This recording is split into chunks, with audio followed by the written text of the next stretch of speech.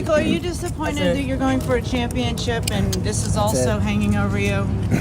No, I've been in situations of disparity. I mean, I think the race team's going to focus on what they have to do this weekend, which I expect them to. And I think Jeffrey did an unbelievable job today. And I think, I put all my cards on the table. I think we did a good job of that. And, but I'm looking forward to winning the championship this weekend, though. Michael Jordan's NASCAR team is in serious trouble. Their charters were stripped, their court case collapsed, and now NASCAR is accusing them of something even worse. This isn't just a racing dispute, it's a full-blown legal war. And the truth behind it all might change everything. The story began with high hopes. Michael Jordan's 2311 Racing, co-owned with Denny Hamlin, wasn't just another team on the grid. It was fast, well-funded, and determined to challenge NASCAR's old guard. Alongside Front Row Motorsports, they were part of a new wave team that didn't want to just compete. They wanted power. That power came in the form of charters. These are NASCAR's version of a franchise license. Hold a charter and you're guaranteed entry into every race. You get a bigger slice of revenue. You can attract better sponsors. But there's a catch. You have to agree to NASCAR's terms. In early 2025, those terms changed. NASCAR introduced a new charter agreement, and that's when the cracks started to show. Both 2311 and Front Row refused to sign the updated 2025 charter deal. They claimed it was unfair, too controlling, too one-sided, and in a move no one expected, they filed an antitrust lawsuit against NASCAR, accusing the governing body of monopolizing the sport and using the charter system to box out independent teams. The lawsuit argued that NASCAR was using its control over revenue and race access to pressure teams into submission. It was bold, risky, but at first, it worked. In December 2024, a federal court granted a preliminary injunction which temporarily protected 2311 Racing and Front Row Motorsports from having their charters revoked by NASCAR while they pursued a lawsuit against the racing organization. That decision stopped NASCAR from taking away their charters while the case played out. For months, they kept racing as full charter teams. It looked like Michael Jordan and his crew had NASCAR on the ropes. But then came June 2025 and everything flipped. On June 5th, a 3-judge panel from the Fourth Circuit Court of Appeals overturned the injunction. Their ruling was clear. The teams hadn't shown they were likely to win the case. And more importantly, they hadn't proven that losing charter status would cause irreparable harm. With the injunction gone, NASCAR acted fast. They officially revoked all 6 charters, 3 from 2311, 3 from Front Row. The teams were now open entries. That meant no guaranteed race starts, no base purse money, no long-term revenue sharing. For two organizations used to being at the front of the grid, this was a brutal downgrade. The timing couldn't have been worse. The Dover race was coming up fast. Both teams rushed back to court, begging for an emergency restraining order to hold on to their charters just a little longer. They said losing them now would crush their operations. Drivers might walk, sponsors could vanish, and their entire season would collapse. But the judge wasn't buying it. On July 17th, just 2 days before Dover, Judge Kenneth Bell denied their request. He said there wasn't enough evidence of immediate harm. With fewer than 40 cars entered in the race, there was no real risk of being bumped from the field. In his words, no harm, no injunction. And just like that, 2311 and Front Row were officially demoted. They'd have to qualify on speed, earn less, and race without a safety net. But if they thought that was the worst part, they were wrong. Days later, NASCAR dropped a legal bomb.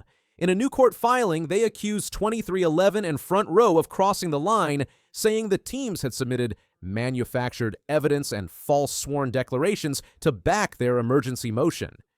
The judge said because they will make races over the next couple of weeks and because they won't lose their drivers or sponsors before a decision on preliminary injunction, there isn't irreparable harm, and therefore teams can't get a temporary restraining order. According to NASCAR, some of the data the teams used to show financial harm was made up. They also claimed certain statements from team officials weren't just misleading, they were flat out false. If true, this could destroy their entire legal case. Filing fake evidence is no small mistake. It's perjury. It could lead to sanctions, fines, and a loss of credibility so severe that it would unravel the antitrust lawsuit before it even reaches trial. Right now, these are just allegations, but the fact that NASCAR is publicly making them on record in court is massive. It shows just how bitter and personal this battle has become. In that same filing, NASCAR didn't hold back. They argued the charters never legally existed in the first place because the teams refused to sign the 2025 agreement. In NASCAR's view, there's nothing to revoke because there was never a valid deal to begin with. They also claimed the teams are exaggerating the impact. No one's missing races, sponsors haven't pulled out, drivers haven't left, and they made it clear they're not selling the vacated charters to anyone else until the court makes a final decision. That's a key point, because if NASCAR were to sell those charters now, it could lock 2311 and Front Row out permanently. But for now, the door is still technically open. For Michael Jordan, this is about more than just a race team. His name, his brand, his legacy, they're all tied to 2311. The team was built to represent something bigger: inclusion, innovation, disruption. But if they lose this legal fight, the message that sends is devastating. Jordan's organization has poured millions into this operation.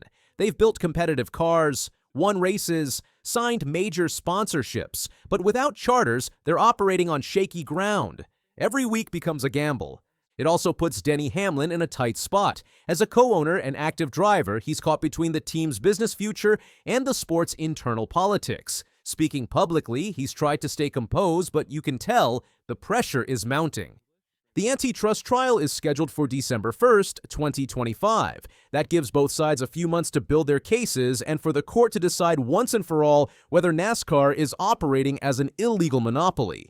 In the meantime, both teams are racing as open entries. They're eligible to reapply for charter protection if future races exceed 40 cars, but that's not a guarantee. And while NASCAR has said it won't sell the revoked charters for now, that could change if the court sides with them. There's also a chance the Department of Justice could get involved if the antitrust claims gain traction.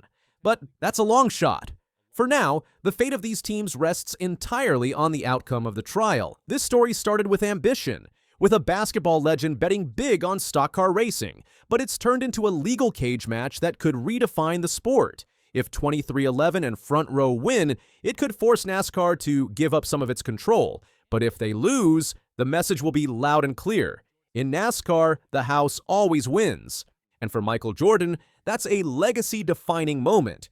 Whatever happens next, one thing is clear: this fight is far from over.